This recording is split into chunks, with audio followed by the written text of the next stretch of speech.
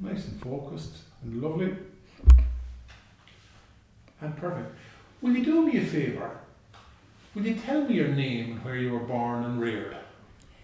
Kathleen FitzPatrick, and I was born in Rathfyland. Do I spell it? No. No, Rathfyland, Courtnacuddy, Enniscorthy. And that's where you were born and reared? That's where I was born and reared. And tell me this, how many were in the family? Tommy, John, Pat and myself, 4. 1 girl and 3 boys. You were the only girl? I was the only girl. And my oldest brother died at 19. Sorry to hear that. Which was sad. I was 10. That was hard on your mummy and daddy. Mm. Where did you get your love of history and all those things local? I suppose I listened to my parents talking and listened to my ancestors talking, and I had an interest in history going to school.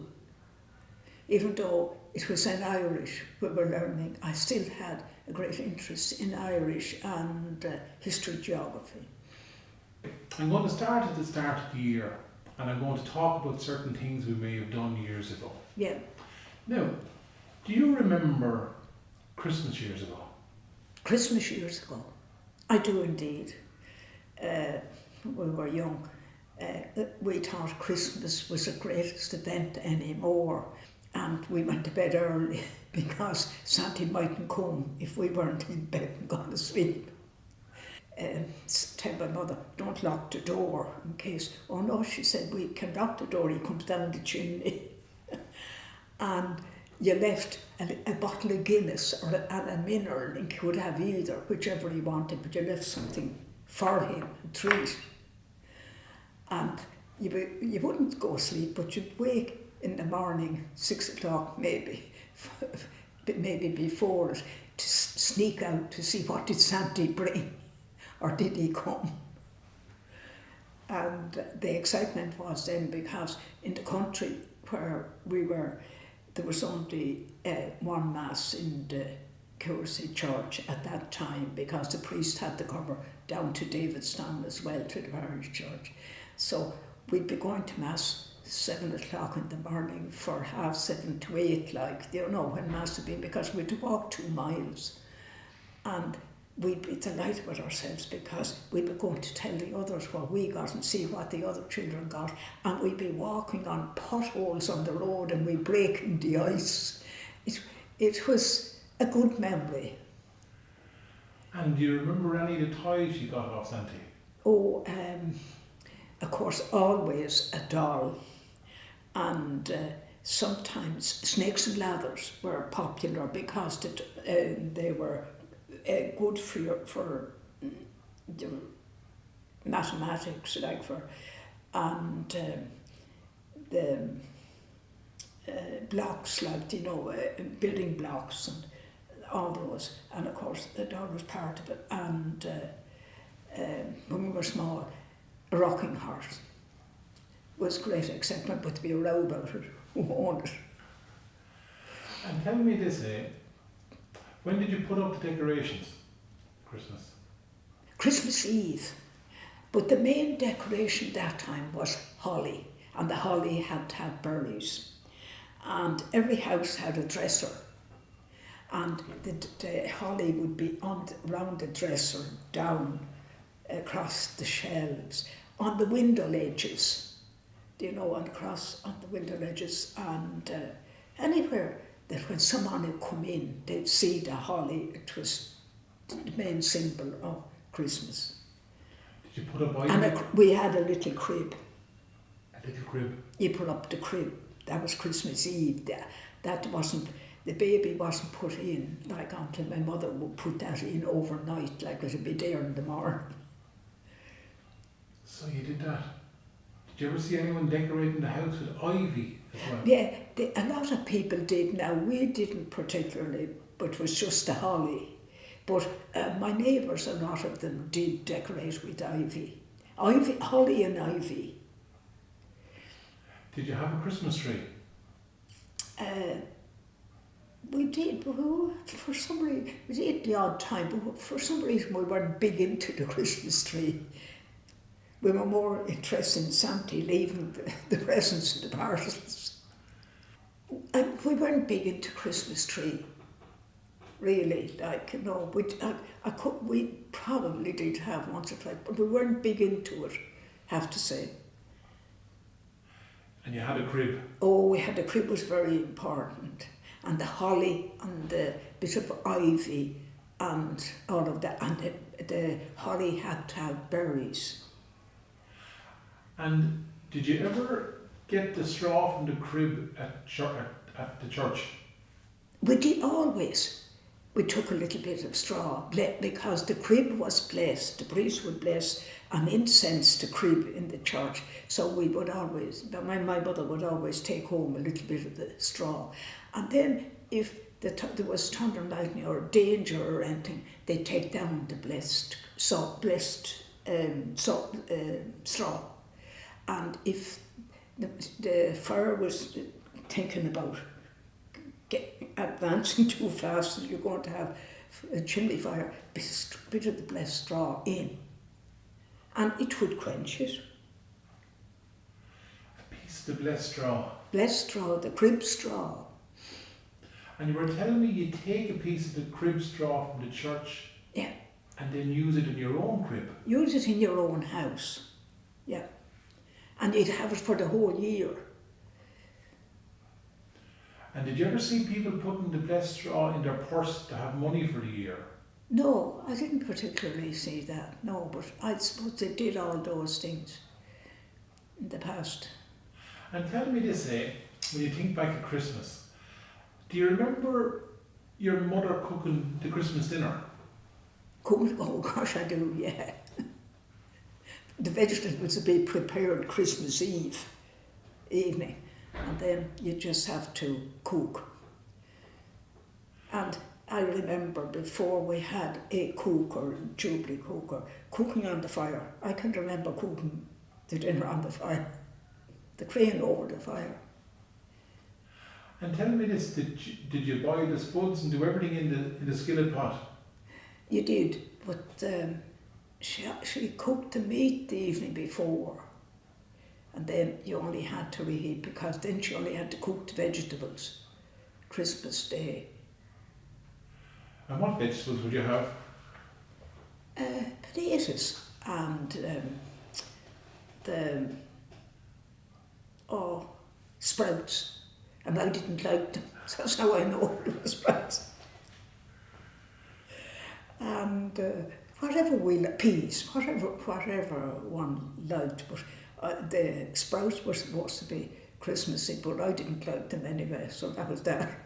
I remember one year my mother cooked duck, but I didn't like the duck at all, and my father didn't like the duck, so we were spared of duck. And what time would you get to dinner at Christmas Day? I suppose 1 to 2, you know, about 1 o'clock. Did you do anything on Christmas Day? Would a family go for a walk or would you stay?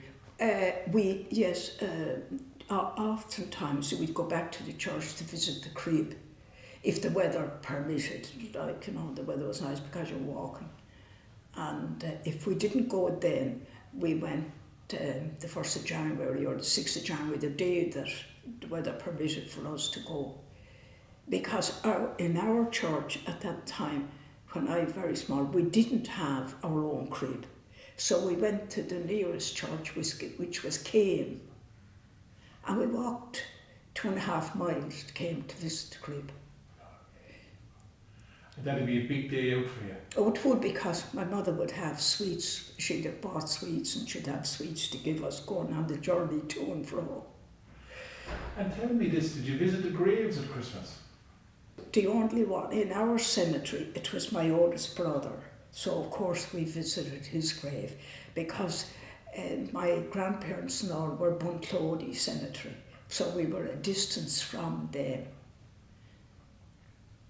But you went to see your brother's grave? Yeah, we visited my brother's grave. And my neighbours, there was elderly neighbours buried like that. We go to their grave to say a prayer. And would you leave a little piece of holly or would you leave a gift on the grave? No, it was generally just flowers like that my mother would put on the grave. Some people put holly wreaths, but my mother didn't. Tell me this, say come St. Stephen's Day, do you remember the mummers calling out to Davistown? Oh, don't yet. We had mummers, but when we were very young, there weren't mummers like in the locality. So they weren't. But then, as time went on and the mummers were formed, yeah, they would come. And I remember travelling people that were over on the far road from us, and one little fellow, two little fellows came to the door for something on the Christmas Day. And my mother, apart from a Christmas cake, my aunts used to make the Christmas cakes, which were lovely, but my mother would make a nice spiced corn cake that you'd cut like for, eating. And she gave the two little fellows that came to the door slice of corn bread each, buttered it and gave it to them, and they went off and they were delighted. And the next thing, a few minutes went by and there was about 6 of them at the door. And my father said to him, will you sing like, what did he ask him to sing? The Wren. And they only knew a couple of lines of it, and all they knew was the wren, the king of our birds, St. Stephen's Day, he was caught in the furs. That's what they kept going on, repeating that. Now, sir, will you give us the cornbread? The cake, they called it. The cake of bread? Oh, the cake. Give us some cake. And was that on Christmas Day or Oh, Christmas Day, surely. Yeah. And you know the mummers that came out to you in latter years, were they from Enniscorthy or were they? There was a local group in my area. The mummers that called out, what did they look like? Our local mummers just dressed pretty normal, long dress and hat or cap, and the men had a black hat and pants, and generally often a waistcoat. They'd mum away. Or if there was a wedding, they'd go and mum at the house or blow bottles. And it'd be the same group would be doing all. And did they cover their faces? They would. A lot of them would colour their face even, disguise like, and more of them would cover their face. And the fellas that came around at Christmas time, were their faces covered? No, they weren't, no. But for the weddings and for the bottle blowing? And all. Oh, absolutely. I would think they wouldn't be known. And I heard that wedding tradition out in Ballygarrett, that went all over Wexford. And the version we had was that they would turn up and they'd blow bottles when the husband and wife were going to get married or the night of their honeymoon. Yeah. What was your version? They came and blew the bottle the night. Generally speaking, a lot of the wedding took place in the church, and then they'd come home for the meal, and then the neighbours would all gather in and they'd dance and sing for the day. And of course the mummers would, bottle blowers would come uninvited. And they'd a great tally-ho, but they'd all be given a drink. And did you ever hear them being called the black men? Yeah, they were called the black men, but I suppose they weren't called mummers that time. They were mainly called the black men turning up for the wedding, or the bottle blowers. Did you ever hear them called the wedding fools? No. And isn't it gas? They turn up sometimes maybe for someone that might be a bit late in life getting married. That's right. But they'd still turn up. They'd think that was great gas. And one of them, you see, would have a melodeon, they call it that time, an accordion now. They'd play, and mother maybe be able to play mouth organ, and the other to blow bottles. And I'm sure it was great crack like when, for them.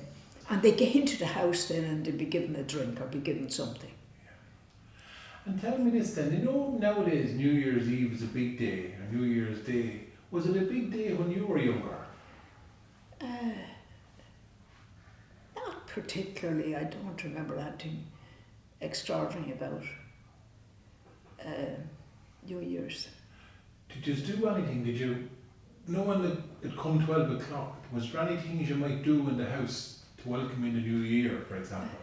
No, not really. Like, you know, my mother would always light a blessed candle on New Year's morning, you know, because when you be dark at that time, when you be getting up early. And if there was Mass in our local church, we would go for the New Year Mass, and she'd always lit the blessed candle for good health and good luck for the new year. That's lovely. Did you see your mother and them lighting a candle on Christmas Eve? Oh, a candle was always lit on Christmas Eve, and again, it was always a blessed candle be lit at the table over at the window, because you'd be afraid of the curtain. We'd be wanting it in the window. My mother would say no, because you don't want the curtain going up in the place. But yeah, you did. For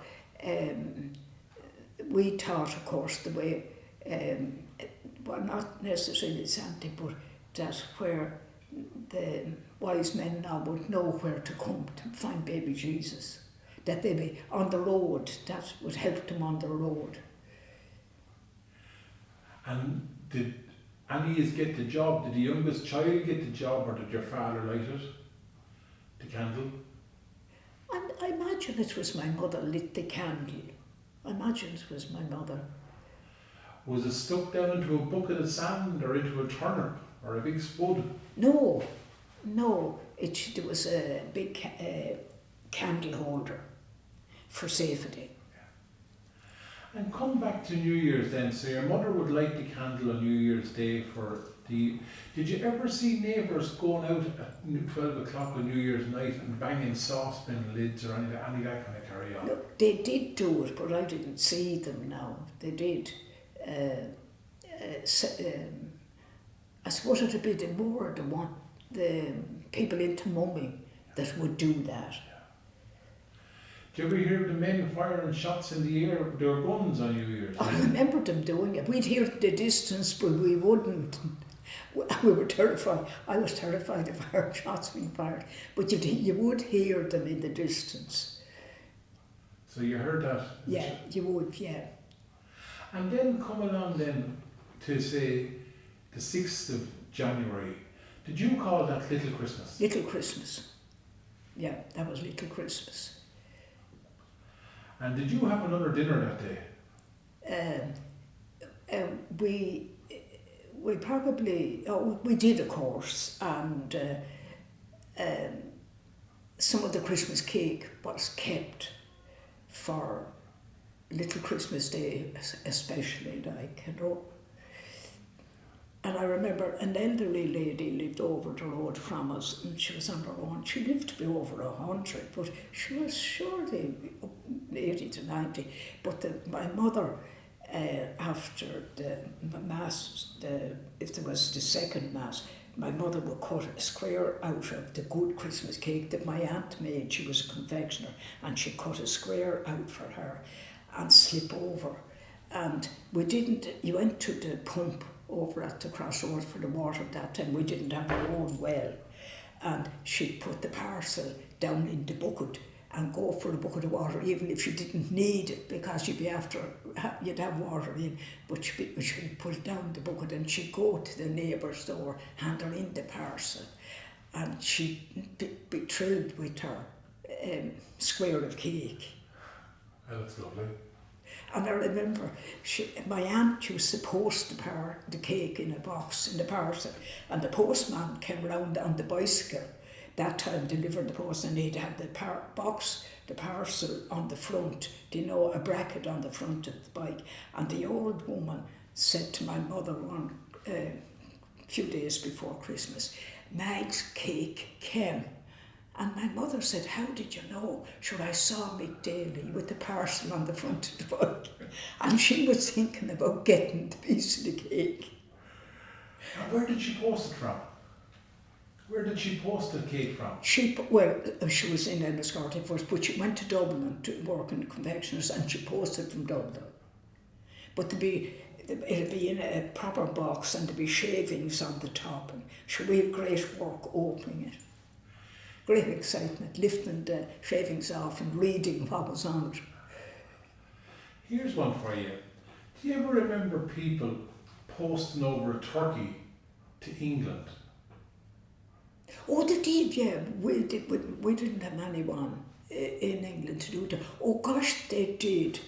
And they posted, and sometimes it'd be in a special box and be cleaned and done and prepared and all, and it'd be put in a special box for to go to the post office. They knew like it was. And others, I remember in Enniscorthy sending the turkey to family in Dublin, and they'd send it by bus over to the bus stop. The parcel would go, and it would. They'd know then to collect it at the bus stop in Dublin, where the bus left it off. And that went on in a lot of western counties. I noticed that people in Mayo told me that they were always posting over a turkey to England, relations in England. Yeah, posted to turkey to England, and it went, and that way it went by bus to Dublin. It was relatives in Dublin. It's unreal to think about.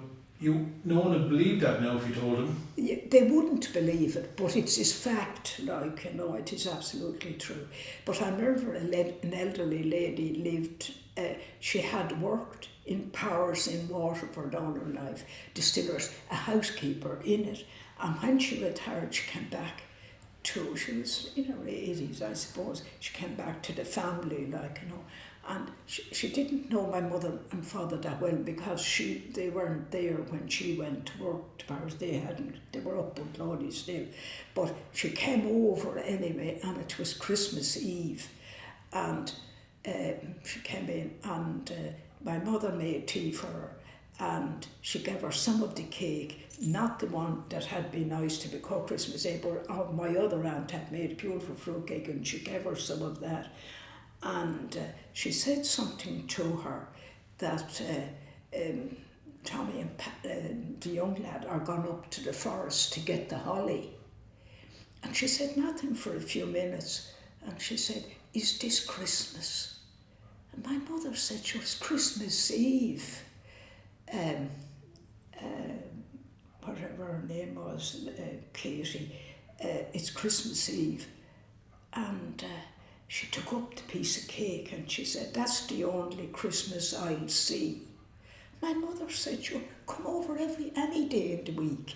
Come over and have tea and a slice of cake any day in the week, there's plenty here, and come over. And she had worked all her life in Powers of Waterford. But imagine she didn't, and my father, and my little young brother, he was only 7 at the time, came with the holly, and I remember meeting my father out the door, and I said, Daddy, Ann Dorn was here and she didn't know it's Christmas. And we waiting for Santy. Poor old creator. Amazing, isn't it? That's unreal. You mentioned that your mother cooked on the open fire. She cooked on the open fire. I remember her cooking on the open fire. I can remember that. I remember the bake pan and the skillet pot and the bigger pot. I remember it all. I can remember that because I suppose why I remembered it, I was involved in drama and we did sieve the play, and I had to gather up all those old pots and the lot. And the crane for the fire and all, the man made the fireplace. And I gathered up, and imagine after about 30 years, I brought them to use. And tell me this, do you remember your mother with the grease shock on the bake pan? Oh, sure, that was always. But there was no other way, like, the bake pan was on the fire, the bread, the cake, the made mixed cake, rolled out cake was put in it. And then you had to have the heat on top, so she had to put the lid on, and then you had to have coal so that the coal would be red, putting it on the top, and it would bake it perfect. I think the bread baked on the fire was absolutely lovely. And do you ever remember, maybe you didn't do it, but maybe you saw neighbours doing it, collecting dry cow dung? Yeah, I remember one of my neighbours down the way, and they were collecting, they were going around looking, and I didn't know what they were, and one of the girl, that's my age, wanted me to come out with her, to look with her. Sure, I didn't understand what she was looking for. She had a bucket, and whatever she was sent to get, and I thought it was to put in the garden. But she said it was to put on the bake pan. And I said to my mother said, yes, some people do that. Because there's no fuel to use. But it wouldn't last jigging time, No. But people did it. Oh, people did it. Yeah. Did she have a name on it? Did you call them bolions or beauchons or anything like that? What? Did they call them names like bolions or beauchons or? Bouillon, I think bouillon. And tell me this, when your mother got the gas cooker, when did she get a Jubilee cooker, was it? She got 1950, I can't remember. She got an oil-fuelled cooker, double burner, and there was a tank at the side, and the paraffin oil was in the glass board. You'd know when it was going down. And there was an oven, separate oven to go on top.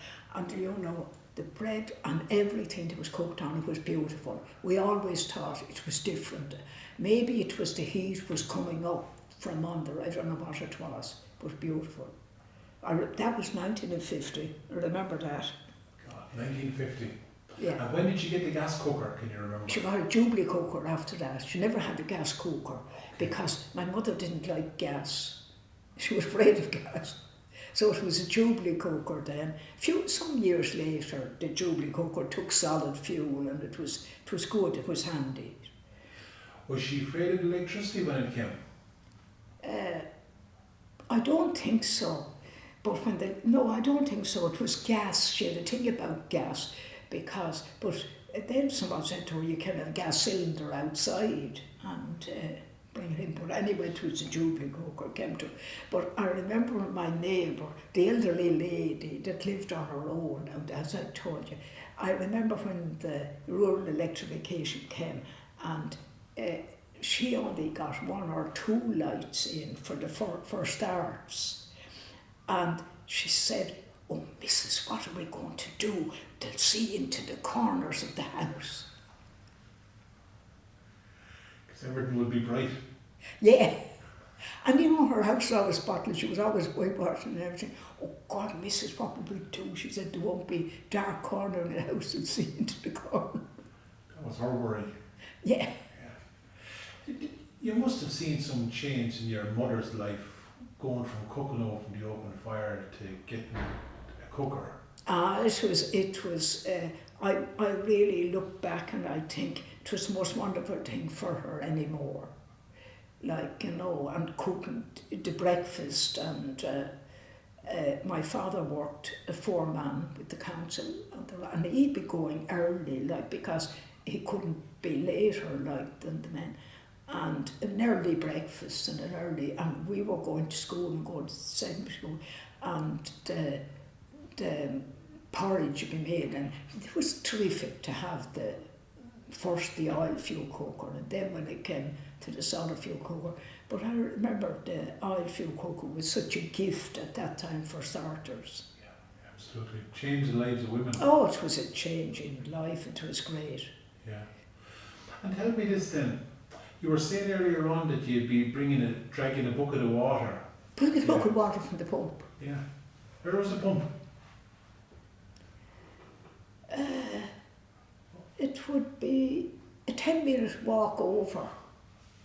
Oh, definitely a 10-minute walk over, and you wouldn't be walking slow, like, you know, and you'd be probably 20 minutes coming back.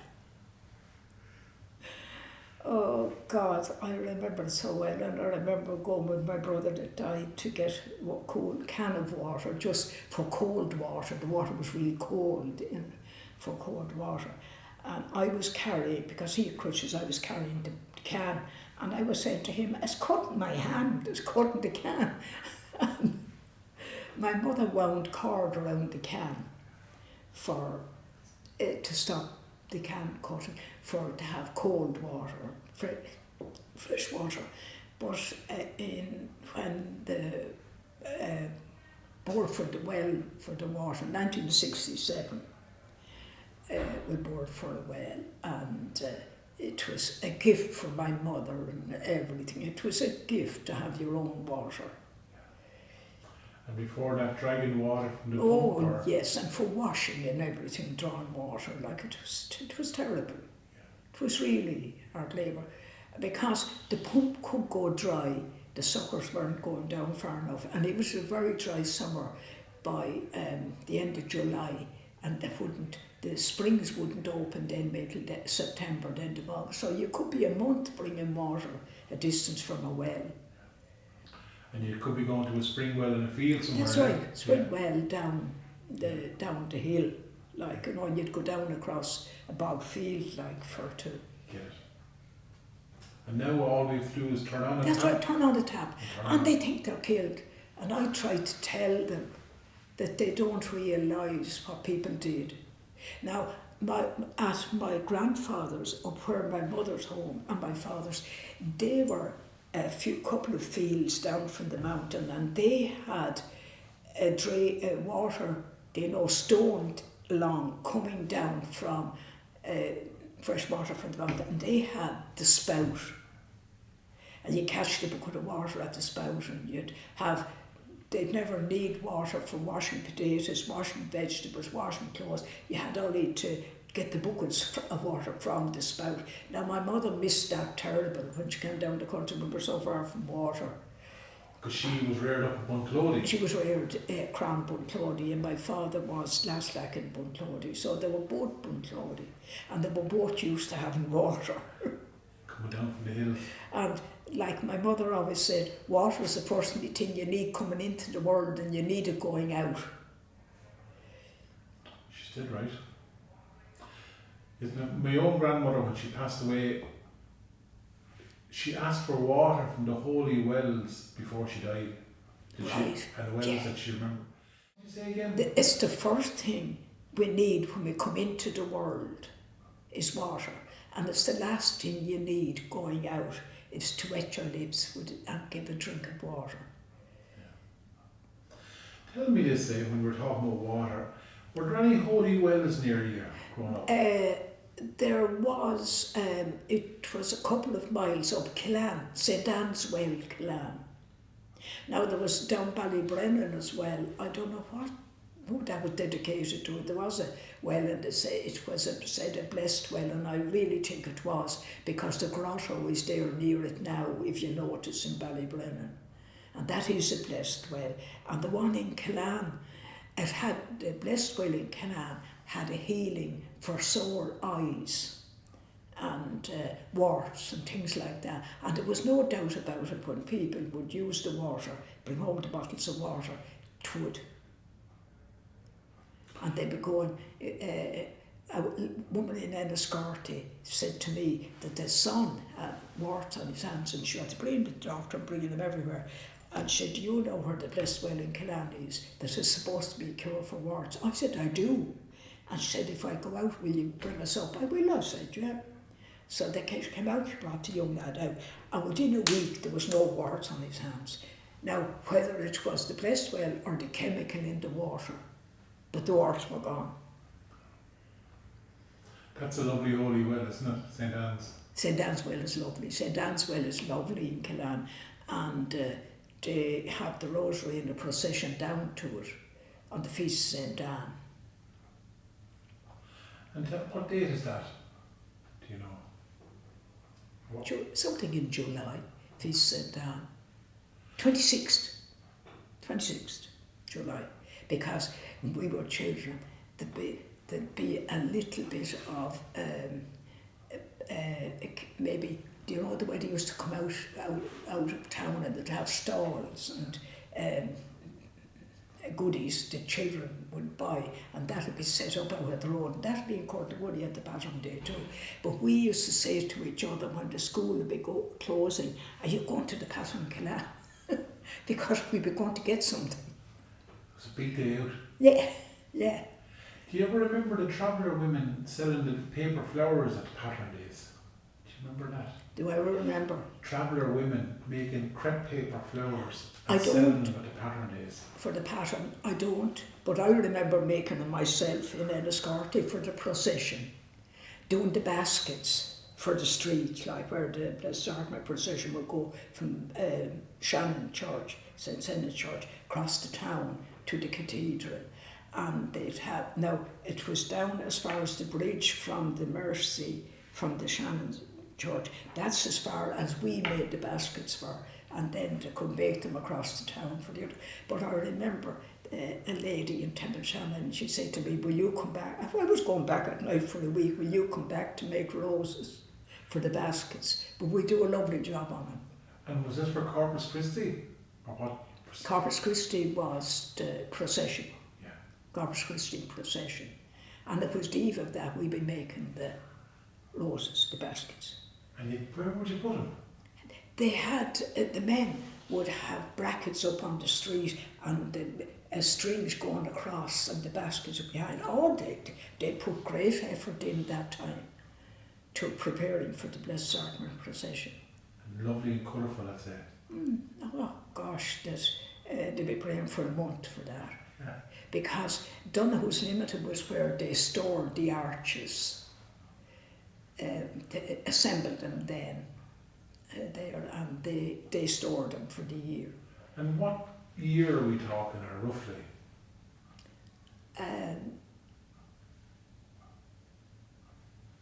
I suppose go back 50 to 60. I suppose 50 to 70. I suppose like my father died in 74. I had to take care of my mother then, so definitely from 50. I started second school 52, so when it was in vogue when I went working in Enniscorthy, so I'm sure then I suppose around 50, and maybe it was before then, possibly, like, you know, because the old people, the elderly people up the Shannon and up there, they had great faith and great devotion and great respect for the Blessed Sacrament in the church, and it could have been long before my time speaking about, but I remember doing and we used to have to fold the bunting when the procession would be over. A lady over in Temple Shannon, she'd say, will you come back to fold the bunting? And you'd fold the bunting, you know, row by row for the next year. And we'd say, who'll be around next year to put out the bunting? Lovely. But come here, going back to Killanne. So you would walk all the way from Courtnacuddy to Killanne to the Holy... you would, yeah. To the Holy Well? Yeah. Yeah. How far would that be? I suppose it was 2.5 miles or That's not thereabouts. Not as far as I thought. Okay. Yeah. And tell me this, do you ever know in Killanne, would ever people leave little offerings on the trees or little medals or little... They did at the well. Oh gosh, you'd be amazed at what. They had got healings, obviously. And I remember there'd be little statues of the Saviour, and no one would take them. A little statue of Our Lady, particularly on St. Anne, and scapulars and beads. And they were all people that had got favours, and nobody would take them. Do you ever see any crutches left? No, not there. I don't remember seeing them there. The first time I saw crutches at a shrine was in Lourdes. Where someone got their... Had got healing and they brought their crutches and left them. Do you like holy wells? Do you like visiting a holy well? Oh, I do. Yeah. Oh, I do. I would firmly believe, because I'm telling you now that the water from St. Anne's Well in Killanne and the water from Ballybrennan, there was healing. So therefore it's from them all, there's healing then. But you see, when the pattern there's always a blessing. Father Byrne would be down at once a year at Ballybrennan, and he would bless the well, like I know the rosary would be down there and all. And they gather in Ballybrennan for the summer months to say the rosary at the grotto. And in Killanne, the priest would go down on the 26th of July, walk down before the people and bless the well. So it's blessed. Do you ever hear any stories? I've heard stories down South County of where someone might disrespect the holy well, and the holy well would jump, they said, and pop up in a different field. Did you ever hear any stories? I didn't really, No. I didn't. But I would be afraid it could go dry. That's what I'd be afraid of. If it wasn't respected. It wasn't respected. You have to respect a holy well. You have to respect anything that's holy is of God. We have to respect it. You mentioned earlier on about a statue at the holy wells. Do you remember as a little girl or a child, or seen it in your adult life, when the statue would break, you'd have to bury it? Or you wouldn't throw it out, or you might bring it to a holy well, but you'd never throw it out in the bin or anything. Oh, no. It was a statue, there was one statue, the Child of Prague broke at home, and they said the statue of the Child of Prague always break, but it was repaired and it was perfect. He wasn't left long broken. But I remember that the people, if you wanted a fine day for a wedding or for something in particular, they'd put the Child of Prague out the night before. Did you ever hear that? And I remember we were having something in Courtnacuddy, and Father Finn was with us at that time, and he said to me, will you put out Child of Prague? I said, sure I will, Father, if you think so, but I think we're going to have a fine day. But I put out the Child of Prague, and then about 12 o'clock I was gone to bed, and I thought I heard drops of rain, and I went out and I got a little bucket and I turned it down over the Child of Prague, because it was a lovely little statue, and I said I couldn't have him getting wet. It was fine, then a lovely day the next day, and Father Finn said, he will tell you that. Did you put out the Child of Prague? I did, Father. I said, he said, we've a lovely day. Yes, Father, but I went out and put a bucket over at 12 o'clock. That's lovely. So that tells you the Child of Prague will work for you, in or out. Do you ever see people putting money under the Child of Prague or a little holy They metal? always did it. Now, neighbours of mine always put even a sixpence, a coin, under the Child of Prague, and you'll never be short of money. I did hear that, yeah. Speaking of money and houses, you know, do you ever see people building years ago after building, they put money or holy medals in the four corners of the house? Do you ever see that being done there? I didn't particularly, but I'll tell you what did happen. Is that when the friar used to come around from New Ross to the farm places, and he'd bless water for the land and for the animals and whatever, and he would get an offering.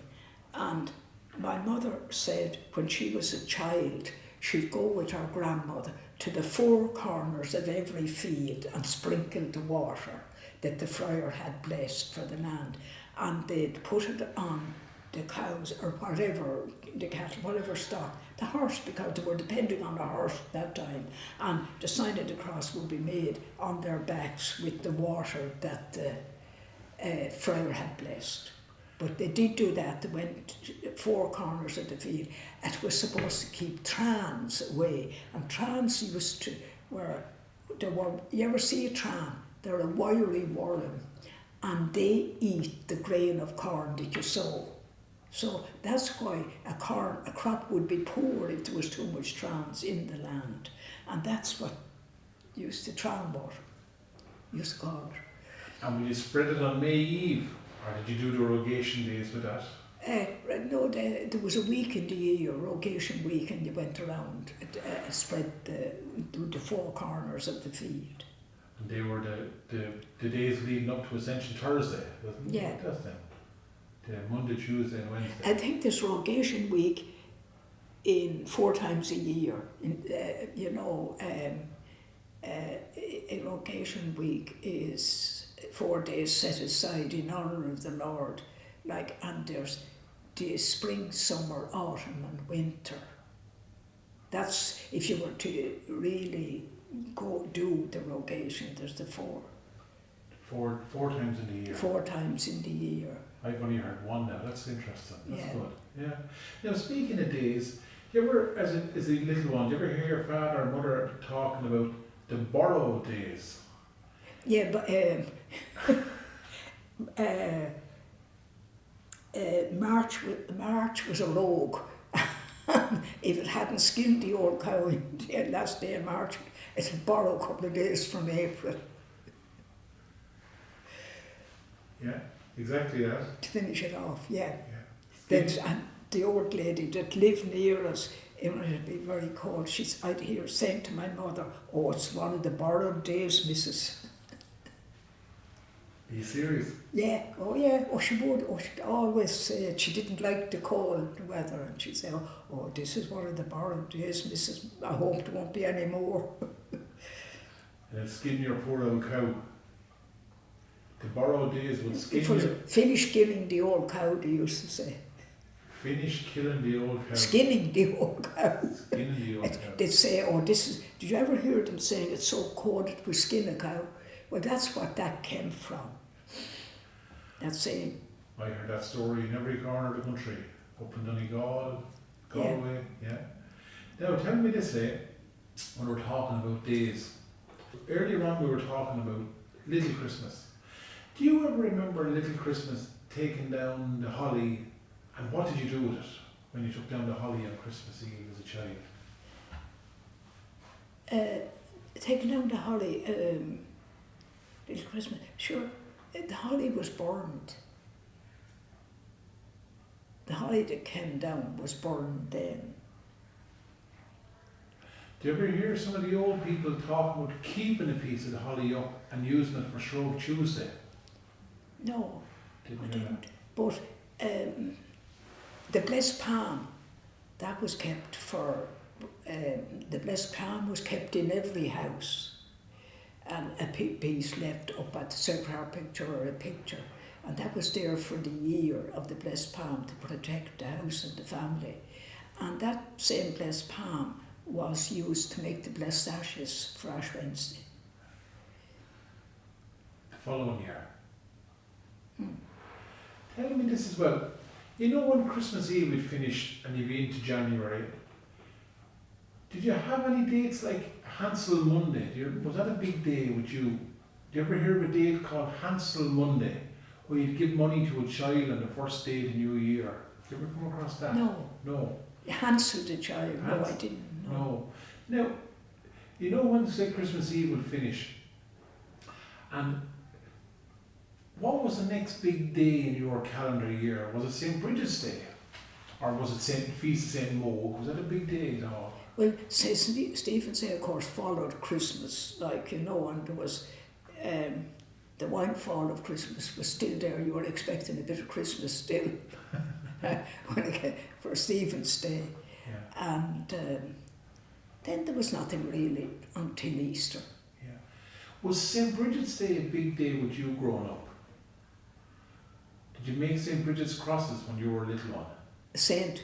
Brigid's Day. No, we didn't. Some people did now make the rush crosses, but in our area they didn't. And but when I went to Enniscorthy to work, we did make the rush crosses. And who taught you how to make the rush crosses? The older people that had been making them all the years. And where would you put the rush cross? They used to put it up near the Sacred Heart picture, up on the wall near the Sacred Heart, in honour of St. Brigid.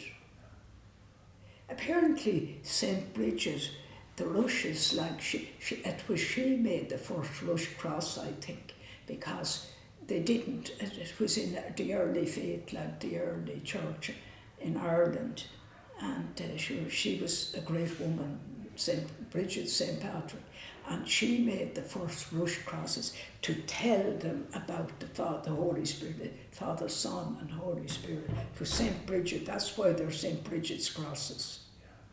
So St. Bridget's Day wasn't a big day in your early years. Did you have Candlemas Day? Was that a big day?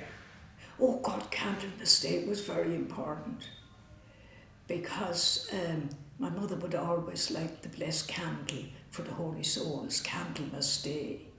And the candles would be blessed in the church for Candlemas Day, and then you bring home the candles and you'd have them during the year. And my mother would light a candle straight away, like when you come home, for the Holy Souls and for everyone that needed a prayer. Candlemas Day. Did you ever hear a little saying like on Candlemas Day, throw candlelight away and eat your supper with the light of the day? You heard that? Oh yeah, that's true. There was the elderly woman over the road from us, and she'd always say to my mother, oh, thank God we'll eat our supper, Mrs., with the light of the day tomorrow evening. Candlemas Day, throw candlelight away and have your supper by the light of the day. That's lovely. We had a lot, we lost a lot of our heritage out here in Ireland. Do you ever remember as well on Candlemas Day, I've seen it, not very common, where they would get the blessed candle and they'd drop down 4 drops of wax in the name of the Father, Son, Holy Spirit. They'd put them on the left shoulder of a man's work coat, or maybe on something electric in the house they might be afraid of. Did you ever see them dripping the wax? No, I didn't really, like, be truthful, no. Our priest, Father Nolan, said he remembered his father being gone to the fair or gone somewhere, and he would lay at home and he used to take a drink, he said, and he had the horse and car. And he said the mother took down the blessed candle, lit it, and dropped a bit of blessed candle wax in the fire for his safe return. And he said the horse and car came into the yard a few minutes after. He told us that himself. That's lovely. Do you ever see them in the old, did you keep cows or cattle when you were in your place? My uncle's aunts, yes, yeah. Do you ever see a candle left up, and when a cow would calf, sometimes they would light the candle and make the sign of the cross? That's right, that was done. That was done. They had great faith that time. And do you ever remember as well getting the blessed salt?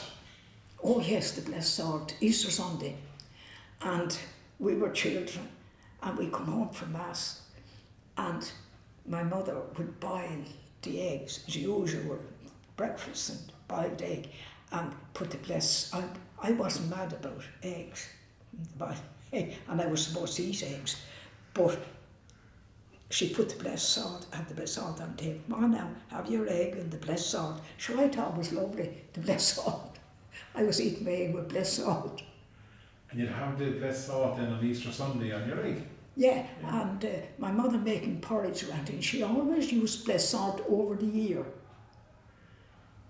Making colcannon, she'd always sprinkle in a bit of blessed salt because she'd have a big jar of it and she'd use it. So the salt is very important. Mm. Do you ever see them, or your neighbours doing it, when a cow would calf, they'd sprinkle the salt on the blessed salt? And on the back of the cow, yeah, and on the calf. Make sign of the cross on the calf. Did you see that being done? Oh yeah, with my grandfather's I saw it being done. Absolutely. Because the stock was, a few stock was their way of living. Like, and they couldn't afford losing an animal, so they did that. They had faith, a great faith. What would he do, Kathleen? What would he do? Can you remember how he did it? Salt in the fingers, come down the back and go across. That was it. They didn't touch it then. And they do the same with the water, the blessed water. When the friar would come, they'd make the sign of the cross on the animals when the friar would be gone, and they'd just do it. They wouldn't touch it, they wouldn't wipe it or anything then. And I remember when I was small, they'd write, there'd be black sand on the grave, you know, they weren't done like now with the concrete or anything, you know, there were black sand on each grave, and they make the white stones, make the sign of the cross on the grave with the white stones, and R.I.P. they put at the bottom with the white stones. And I remember my brother, that's my younger brother, and he was about 5 or 6, and he said, "Mammy, were they all R.I.P.s?" It was R.I.P. I can remember that so well. And my mother was fuming with me for laughing at him. She explained to him what it was. I couldn't stand down because he thought they were R.I.P.'s, ribs of kind. Now you've mentioned something there to me, and I was only told about it recently. Was that graveyard in Caim? Was that the graveyard in Caim? No. With the black sand? Or was it Courtnacuddy? Courtnacuddy. Where did he get the black sand from? The mine rock in Caim. That was got the week of the pattern. Every year the fresh mine rock sand was got, and my father would bring it for neighbours as well to put on their graves.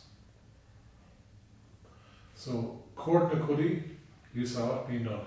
Yeah, Courtnacuddy, but I suppose they went from, other people probably went, but I'm sure that he would bring Caim and he'd bring buckets of sand for the neighbours to have for their graves. I'm sure other people from other parts probably went for the mine rock sand as well. The mine rock sand? Mine rock sand. It was mine rock. It was blasted for the mine to get the sand. Because they must have built with that sand one time and used it probably for putting down pathways and everything, but it was very good sand. And was it a fine sand? Very fine, lovely sand. It was dark in colour, mine rock. I only heard about that recently, a man was telling me. Yeah. There you go now. I don't know. I'd have to get Maeve now, my friend, to pass that with me till I see is the mine rock still there. It's interesting to know if it's still there. And come here to me, back to Candlemas Day. I won't keep you too much longer. Do you ever remember the red flannel, being wearing the red flannel? I do. St. Blaise's flannel. Because the first I remember of St. Blaise's flannel was I was 10 or 11 when I was in hospital having glands removed, and my aunt was in Dublin, and she went to where the friars were blessing the flannel, and it was supposed to be very good for throats, anything wrong with the throat. And she got maybe a quarter of a yard or so much of the red flannel. She bought it and left it, and it was blessed, and then she posted down. And for years I had the blessed flannel pinned, small piece of blessed flannel, and my mother, anyone around that had throat trouble around him, my mother was giving him a piece of blessed flannel because my aunt had sent a good piece of it. There may be some in the house at home still, but it was, I suppose your faith, but it was specially blessed by the friar for infections in the throat and everything in the throat. And the chest as well, I think. Chest as well, yeah, the throat. Yeah, chest. The throat. Do you remember rubbing the goose grease on your chest as a child? I do remember it, but my mother always said you have to put brown paper or paper on it immediately, because if not, it opens pores and you would get cold.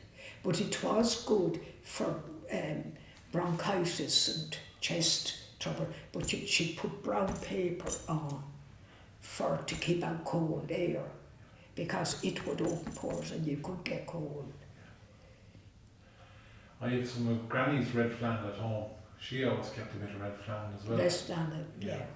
Do you ever see them putting the blessed flannel, the piece of red, on a little baby's cot or something like that, on a little pin into a little newborn baby? Did you see that being done? Put a bit of... With a bit of red flannel on a new baby? Oh, they would, yeah, oh, they really would, under the pillow. Under the pillow.